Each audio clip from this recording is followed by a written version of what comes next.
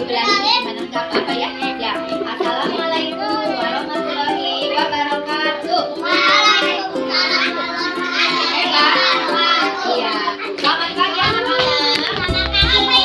Ya, apa kabar hari ini? Alhamdulillah. Luar biasa. Allahu Akbar. Yeay. Udah jadi semangat nih. Yuk kita tepuk semangat dulu. Ya, kakak Kinari. Ikutan ya. Tepuk semangat.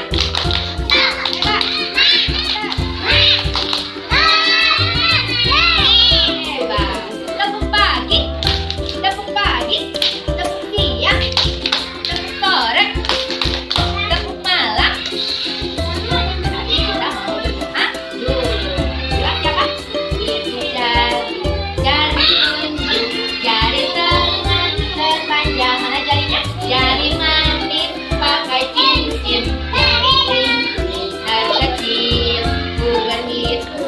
1, 2, 3, 4, dan 5. Lipat tangan dulu rapi, mari kita berdoa. Coba kita doanya mana? Tangannya diangkat. Teteh Lea, Teh Aida, yuk siap ya. Bacakan doa sebelum belajar.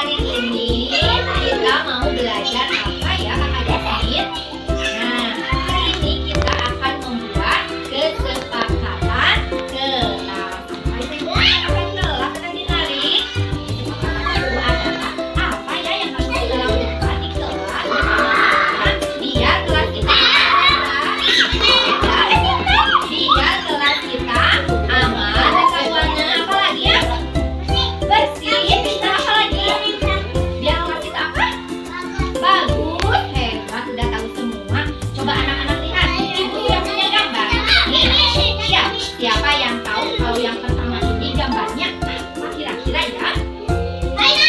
Ya, anak sedang bermain. Terus kalau sudah bermain, anak ini ngapain ya? Anak ini kalau sudah bermain harus dibereskan mainannya. Ya, mau tempel di sini. Katanya kalau anak-anak bermain harus dibereskan mainannya ya. Iya, jadi yang duduk sayangku. Sekarang yang gambar kedua, coba lihat. Ini kira-kira lagi apa ya?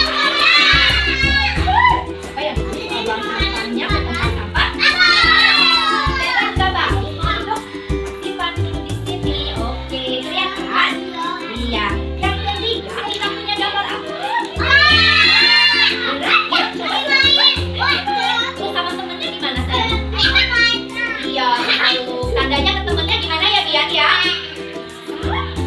Kalau digini berarti temennya di mana? Kita sayang sama teman-teman. Sayang berarti kita harus saling menyayangi sama siapa Bian? Sama teman. Iya, boleh Dena duduk lagi. Oke, kita tempel ini adalah kita harus saling menyayangi. Sekarang coba kalau yang ini sarapan. Kira-kira kalau ini lagi apa nih? Kembar di mana? Sama siapa? Jadi anak-anak di sekolah itu harus apa nih?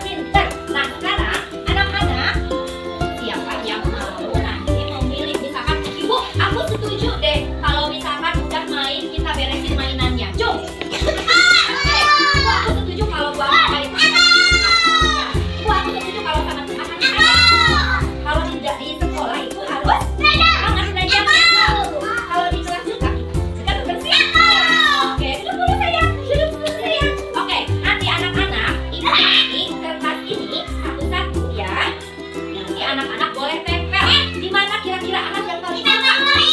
Ya, di sini. Ayo Ibu, aku masuk aja belajar. Nanti di sini tempelnya ya. Ibu, aku suka sayang teman-teman. Kasih tempelnya di mana? Di sini. Ibu, kalau aku udah pakai mainan itu, apa sayang? Diberesin lagi. Berarti ya ini. Oke? Terus kalau aku mau bersih-bersih di kelas, bantuin ibu dulu. Aku mau begitu. Berarti tempelnya di mana sayang? Di yang sebelah sini ya. Oke, bersih ya. Bersih ya. Oke, ibu bagi satu-satu gambar kawan ya. Bagi dulu sama ibu ya. Oke, pegang dulu sayang. Pegang dulu nah. Yuk, ayo. Nanti dulu ya.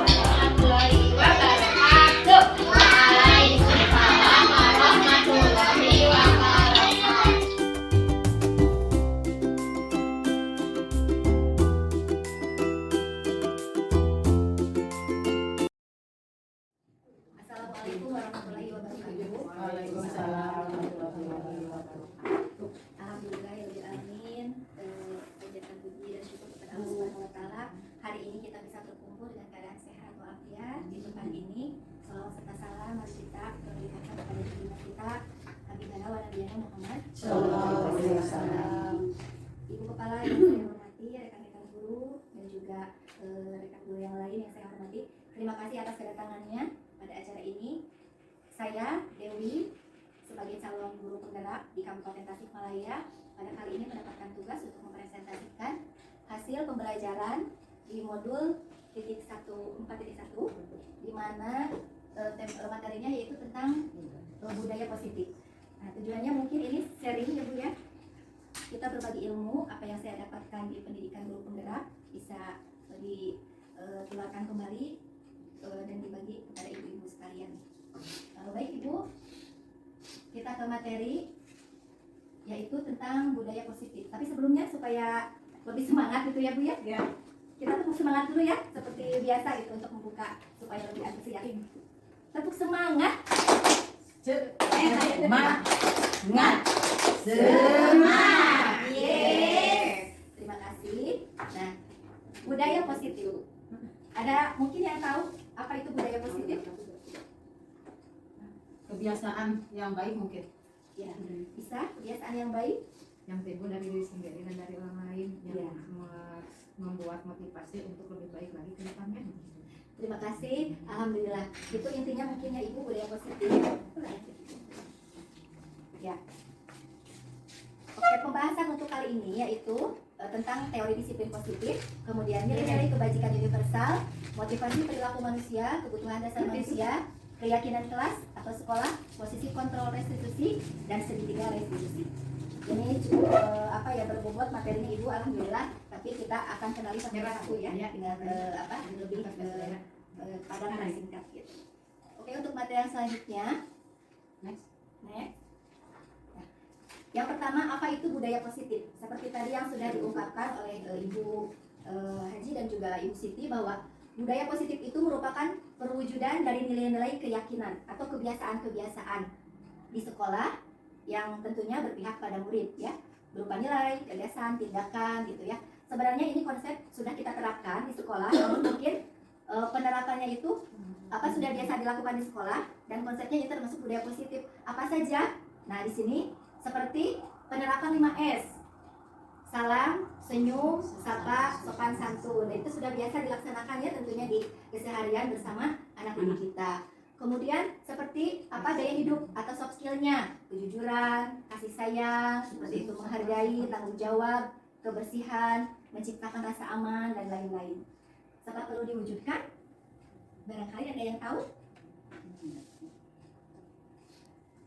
Budaya positif Iya, perlu diwujudkan. harus bukan mengatakan harus Iya. sebab sebagaimana kemarin ditegaskan oleh ketua PGRI dan ketua YPLP bahwa budaya positif itu termasuk disiplin juga yang buat kita, disiplin diri sendiri, disiplin terhadap anak, disiplin terhadap orang lain. Tadi sapa senyum itu juga dibudayakan di sekolah, jangan sampai ketika anak datang ada anak yang cemberut, ada anak yang masih sikapnya atau emosinya belum stabil datang ke sekolah. Jadi guru di situ harus lebih ramah lagi, lebih terbuka lagi, lebih bahwa kita adalah sebagai pengganti ibu di sekolah yang benar-benar harus menyayangi, melindungi supaya anaknya merasa nyaman, aman tinggal di sekolah dan senang. Salah satunya adalah dari budaya positif itu tuh ada gotong royong secara bersama-sama. Anak dengan kegiatan bermain bersama mau di luar, di dalam itu salah satunya untuk mengembangkan nilai budaya positif yang bisa mengendalikan emosi dari masing-masing anak. Sebab anak dari sekolah itu emosinya berbeda-beda. Ada yang sudah senang, ada yang masih kekeh di rumah misalkannya, ada sesuatu yang tidak terpenuhi, misalkan datang ke sekolah masih cemberut aja. Kita harus terus merangsang sampai anak bisa tersenyum seperti biasanya. Nah, itu salah satunya.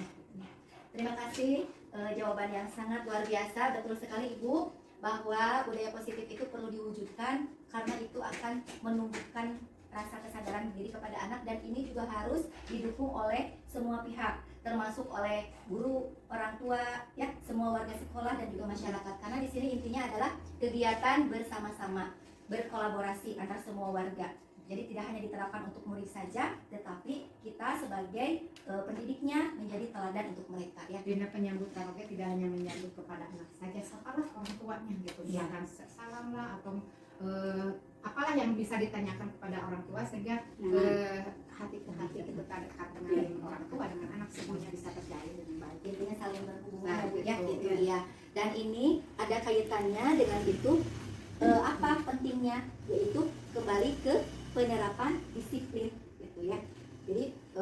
tujuan yang utamanya dari budaya positif itu adalah bagaimana kita dapat menerapkan disiplin nanti ke anak supaya nanti anak merasa termotivasi gitu ya, lihat keteladanan kita, kemudian termotivasi gitu untuk bisa sadar dari dirinya sendiri.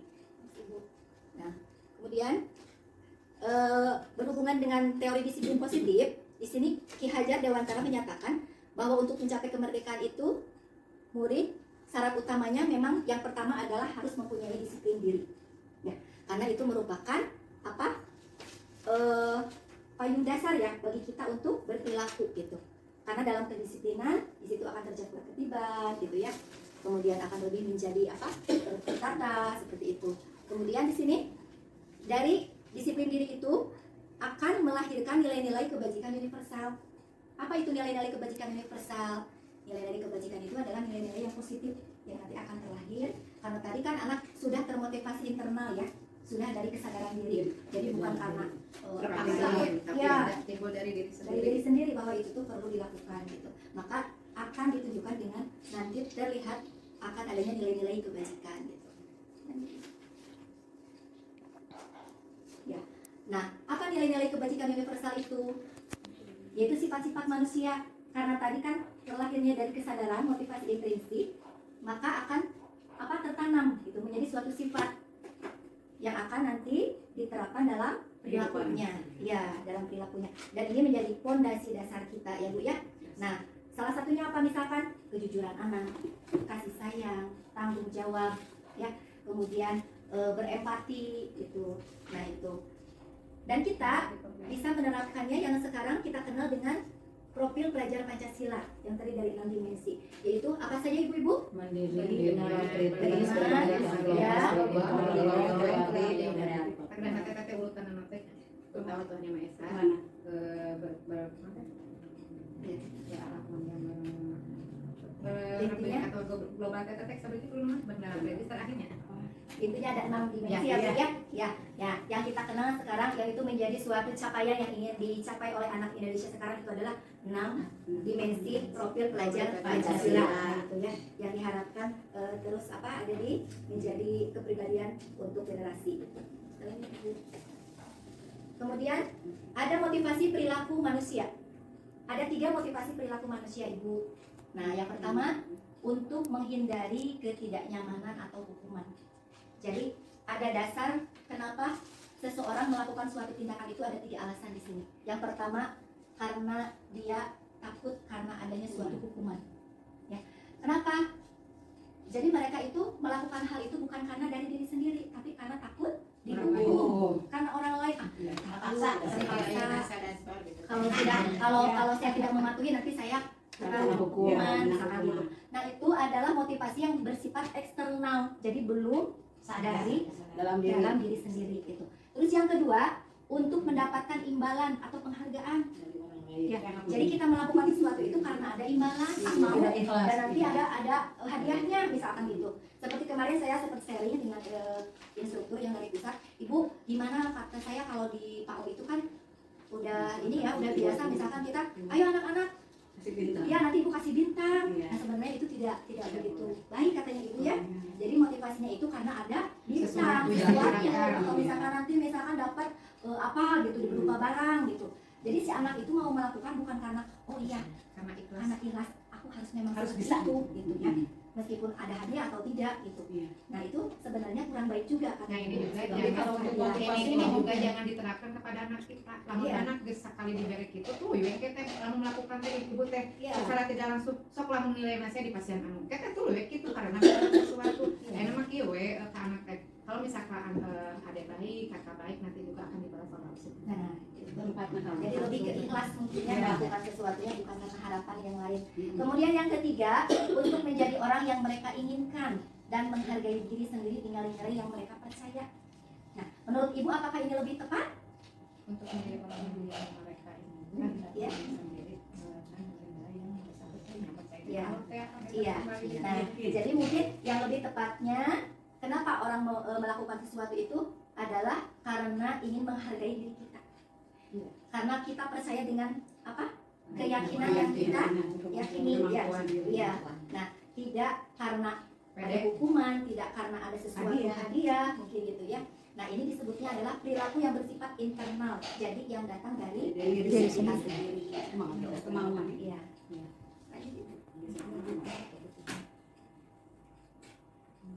Kemudian Ibu, kebutuhan dasar manusia itu ada 5. Yang pertama, kebutuhan bertahan hidup. Ya. Yang kedua, kebutuhan bertahan hidup itu berhubungan dengan apa coba? Misalkan makan, minum, ya. Lebih fisik ya. Ya. Lebih kebutuhan Perlindungan mungkin gitu ya, keamanan seperti itu. Nah, yang kedua, kasih sayang dan rasa diterima. Misalkan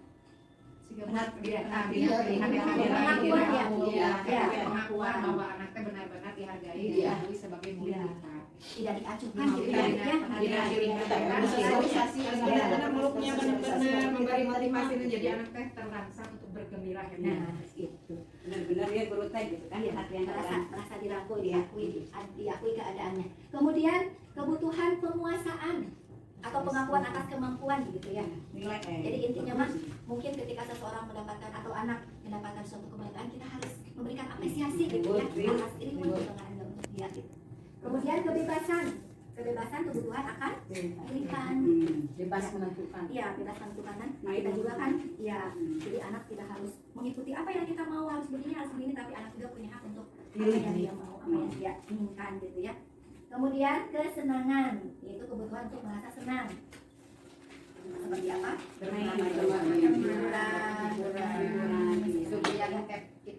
Refreshing. Jangankan anak-anak kita juga ya yang membutuhkan refreshing supaya tidak apa jenuh gitu.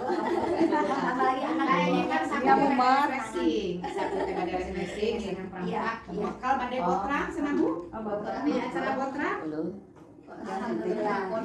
Jangan santai. Ya itulah 5 kebutuhan dasar manusia ya. Ya. Kemudian, nah, keyakinan kelas. Siapa yang sudah mungkin pernah mendengar apa itu keyakinan kelas? Keyakinan. Ya, keyakinan kelas.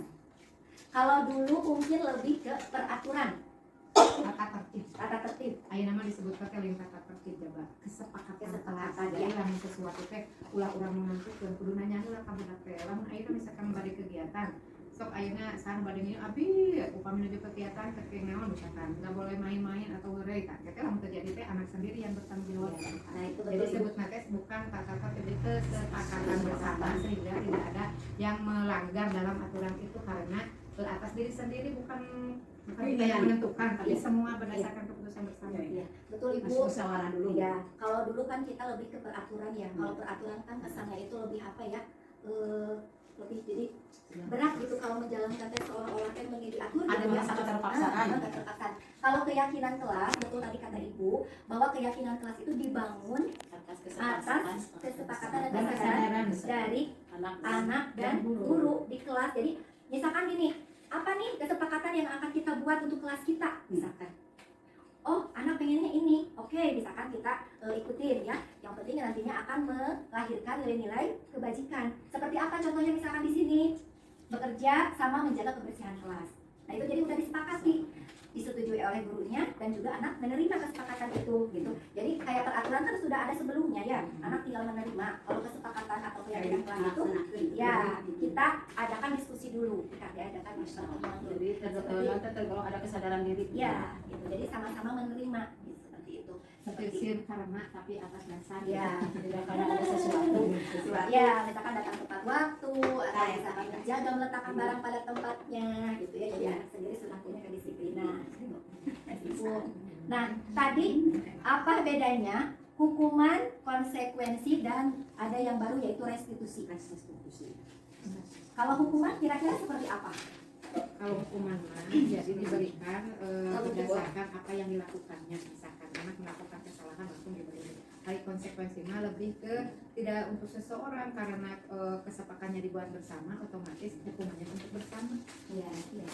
Ya betul Ibu.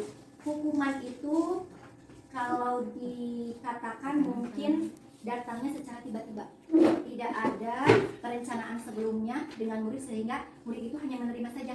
Maksudnya begini, misalkan tiba-tiba si anak melakukan sesuatu guru menghukum, misalkan harus berdiri di depan kelas, sementara tadinya si anak tidak tahu kalau melakukan kesalahan seperti itu akan dihukum seperti itu. Jadi tidak terlalu Iya, mencandanya. anak akan merasa Luas sebenarnya. iya gitu ya, sepertinya tidak menerima kok, aku merasa dirugikan seperti itu. Sedangkan konsekuensi adalah sudah terencana. Nah, bagaimana?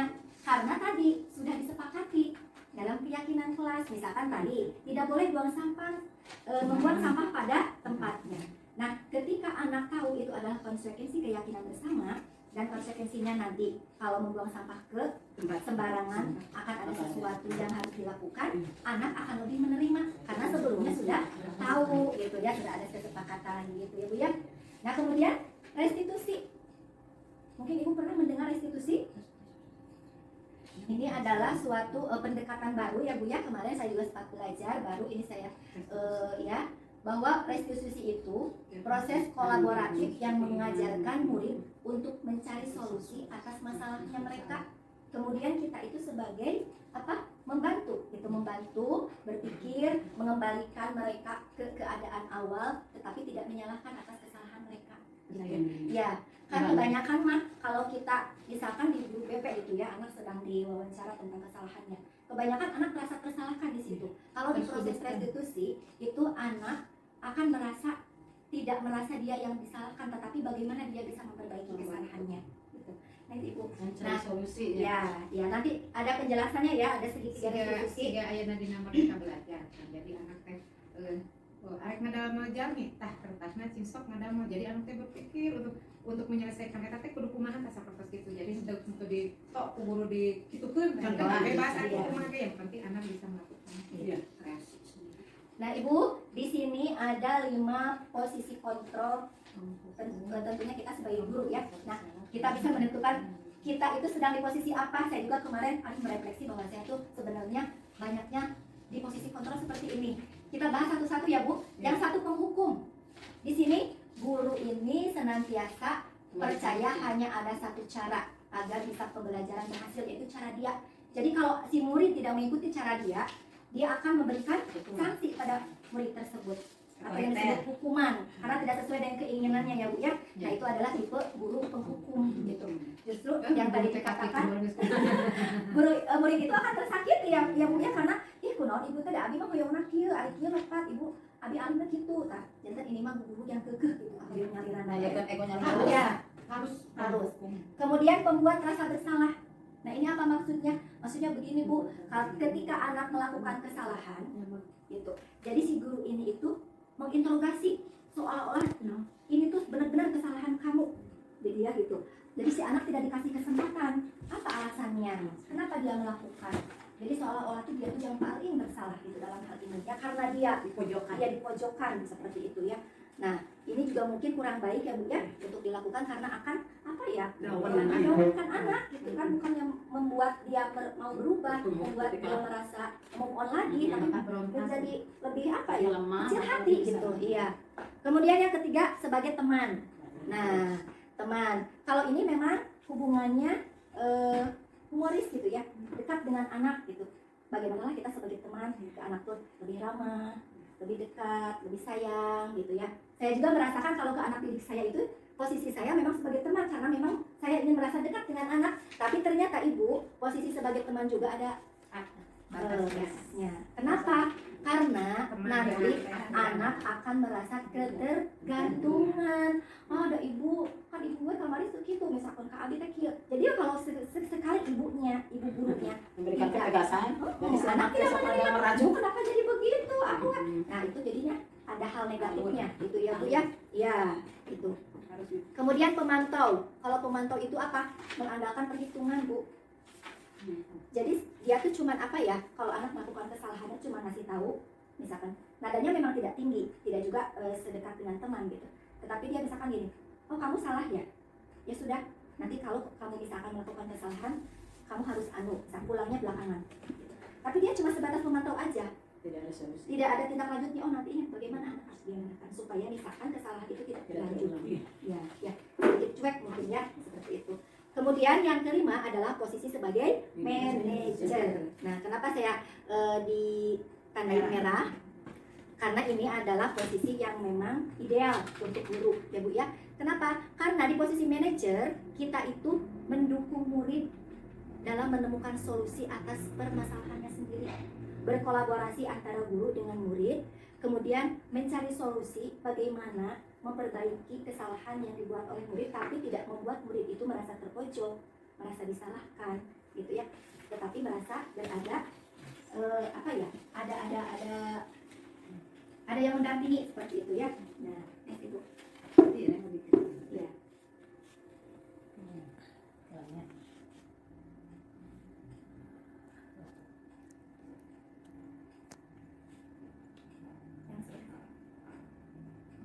Ya, nah Ibu, tadi ada restitusi, yaitu tadi berkolaborasi antara guru dan murid, pendekatan yang dilakukan ketika anak melakukan kesalahan ya Bu ya. Nah ini ada 3 langkah Ibu dalam segitiga restitusi. Yang pertama kita menstabilkan identitas. Maksudnya apa Bu? Maksudnya begini, ketika anak melakukan kesalahan, kita coba melakukan pendekatan berkomunikasi ya. Lalu untuk apa? Untuk menstabilkan anak yang tadinya merasa menjadi orang bersalah, tetapi nanti akan merasa menjadi orang yang sukses. Oh ternyata aku kan meskipun bersalah tapi guru tidak memojokkan. Jadi membangkitkan lagi kembali kepercayaan ini dengan cara apa?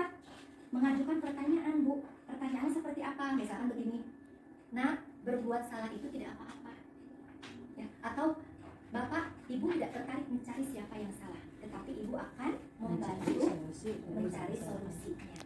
Jadi meskipun posisi anak di situ salah, tetapi kita tidak menyalahkan dan anak sendiri akan menyadari, oh iya seperti itu misalkan. Terus kita juga memposisikan seperti dia, saya juga pernah loh melakukan seperti itu. Nah gitu ya. Nah di situ bangkitlah anak. Oh jadi kita harus bagaimana gitu. Nah untuk yang langkah kedua Bu, langkah kedua ya. Nah langkah yang kedua itu validasi tindakan yang salah. Jadi kita itu berusaha untuk mencari apa sebenarnya yang dibutuhkan oleh murid. Kenapa dia melakukan kesalahan itu? Nah ya, dengan mengetahui tujuan tindakannya tanpa menghakimi dan akan memvalidasi kebutuhan mereka, kita dapat mengajukan pertanyaan seperti ini. Padahal kamu bisa melakukan hal yang lebih buruk dari ini ya. Dengan nada yang enak gitu Bu ya, yang bisa diterima. Atau kamu pasti punya alasan kenapa kamu melakukan ini. Itu kan kita pengen tahu ya isi kenapa dia melakukan itu, tujuannya apa gitu, dan pertanyaan seperti itu. Terus kamu patut bangga pada dirimu sendiri. Nah itu akan meningkatkan kepercayaan dirinya lagi bahwa gurunya itu oh iya aku masih berharga di sini, punya sesuatu yang lebih gitu ya. Nah kemudian kamu boleh mempertahankan sikap itu, tapi kamu harus menambahkan sikap baru yang lain. Intinya kamu sudah melakukan kesalahan ini, tetapi kamu harus bisa memperbaikinya dan mendapatkan sikap yang baru, yang lebih baik. Nah itu sebagai motivasi kita ya. Nah yang ketiga, langkah terakhir adalah menanyakan keyakinan. Apa menanyakan keyakinan maksudnya? Seperti tadi Ibu dihubungkan dengan tadi kita sudah menyepakati suatu keyakinan kelas bersama murid. Tentunya kan murid ingat, misalkan ketika melakukan sesuatu bahwa itu tuh ada konsekuensinya yang harus diterima, maka murid akan ingat. Kita ingatkan, misalkan apa yang kita percaya sebagai kelas atau keluarga. Misalkan mengingatkan lagi, apa nilai-nilai yang telah kita sepakati di kelas. Nanti ingat, akan teringat si anak, oh iya ya Bu, kan aku tadi waktu itu bersama teman-teman bahwa misalkan setelah memakai barang itu harus disimpan ke tempatnya, sementara aku tidak. Nah itu adalah mengingatkan kembali bahwa ada kesepakatan yang harus dijalankan ya. Dan apa bayangan kita tentang kelas yang ideal, kemudian nanti anak akan membayangkan oh iya nantinya akhirnya akan seperti ini kalau saya tidak melanggar begitu ya. Terus kamu mau jadi orang seperti apa? Misalkan kalau seandainya kesepakatan kita dijalankan dengan baik, oh ya Ibu aku ingin menjadi orang yang disiplin, aku ingin menjadi orang yang bertanggung jawab. Nah bagaimana melakukannya? Ya itu tadi, misalkan harus melakukan barang pada tempatnya, harus melakukan budaya antri, misalkan bersabar. Nah jadi dari pendekatan segitiga restitusi itu, ketika anak melakukan kesalahan, kita mencoba mencari solusi ya, bukan menyalahkan anak, dasar kamu apa, itu kalau kata-kata seperti itu malah membuat anak down gitu. Tapi bangkitkan kembali rasa percaya diri mereka supaya mereka kembali ke komunitasnya ya. Nah itu Ibu, nah itu mungkin Ibu penjelasan singkat tentang budaya positif yang insya Allah mungkin ini sudah biasa kita lakukan di sekolah masing-masing ya Ibu. Dan ini sebagai suatu masukan, sebenarnya ini sudah kita laksanakan, tapi konsepnya mungkinnya belum tahu bahwa ini adalah budaya positif. Insya Allah mungkin ini selalu diterapkan di sekolah kita pada anak-anak didik kita. Semoga menjadi ilmu tambahan baru bagi saya dan juga umumnya bagi kita semua.